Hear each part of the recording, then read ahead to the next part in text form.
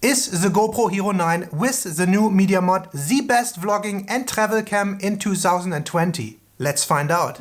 Welcome to this German review where I like to point out the negatives as well, because it is our national sport. So if you think about it, the GoPro Hero 9 should be a potential dream for vlogging, for YouTube video making, and as a small travel cam to take around the world. It has a very tiny form factor, which is very good if you travel and shoot outdoors, because we don't want to draw too much attention to ourselves. It is very easy to use, it has only 2 buttons and a very special touchscreen. That thing is bad. It is also a very robust camera, so if it falls down, your beer bench, that is not a big problem. You could also mount it everywhere, in places where you cannot mount another camera. So you can get very creative about it. Just mount it on the back of your German Shepherd, or on the handle of your Mars beer glass. Or you can mount it under the table of the Oktoberfest. Very interesting shots. But not this year.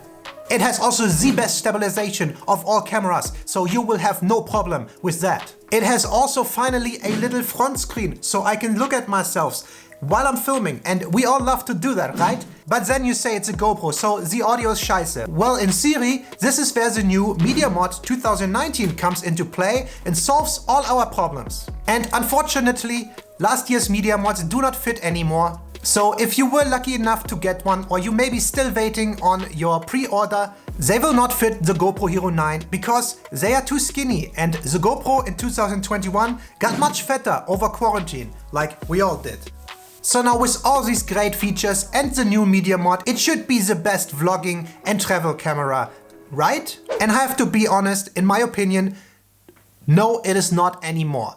The GoPro Hero 8 was almost there, but it was questionable. But with the GoPro Hero 9, I don't think it is a contender for the best vlogging camera anymore. And here's why. I think the GoPro 9 might still be the best action camera out there, but it has a couple of issues. And you should consider this before you buy the camera. First, some minor things. There's a new sensor in this year's GoPro, and you might think, oh wow, new sensor. Should be better, right? But the increase from 12 to 20 megapixel is not really a good thing. And I think many people are not aware of this. To put it very, very simple, more megapixels is usually good for photography, but worse for videography. And the last time I checked, the GoPro was still a video camera. So with the new sensor, I think the processing power of the CPU is not strong enough. And that means it suffers in a couple of scenarios, as well as the low light performance of this camera is worse. And if you are new to cameras, think about this. Low light performance is very, very important. Because it doesn't just mean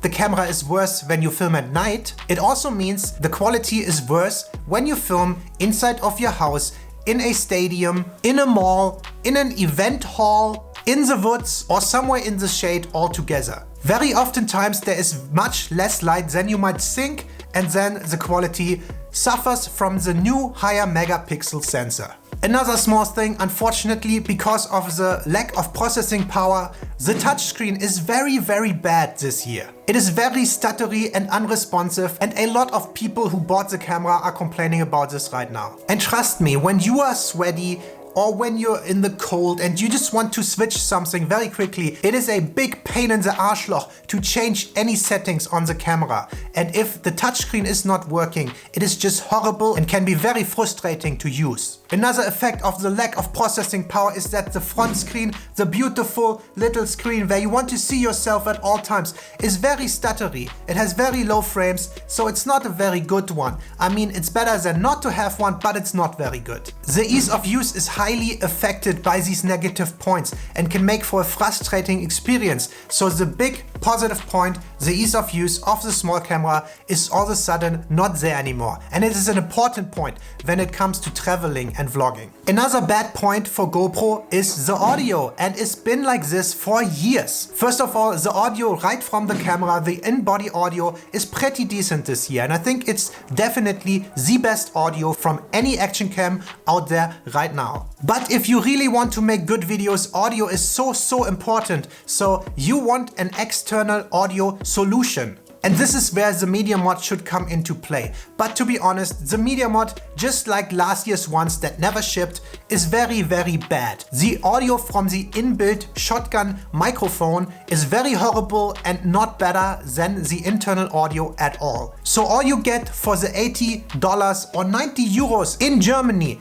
is you get an audio adapter for your 3.5mm audio input jack. So then you can plug in your shotgun mic or your lavalier microphone to get better audio. But the big deal breaker why the GoPro 9 is not the best vlogging or travel camera anymore is the unreliability of this camera. And you might be a GoPro fanboy or you might be new to cameras, you might also never had problems with it, but let me assure you, every heavy user can tell you GoPros are just unreliable cameras. There are overheating issues where the camera just gets too hot to film anymore and shuts down. There has been freezing issues for years where the camera just freezes and you have to pull the battery in, pull it out and then plug it back in again. And the worst problem is that the GoPro sometimes loses the audio. Even if you use an adapter or the media mod and you use external audio, sometimes it just does not record the audio and you have a muted clip that you cannot use afterwards anymore. And even worse than that is that sometimes you just lose your files. The GoPro records and then it just freezes, or it doesn't freeze and you stop the file, maybe the battery runs out. Any case scenario, sometimes the GoPro files are just not there. And you know you shot this video clip and you look at your SD card in the end and it's not there.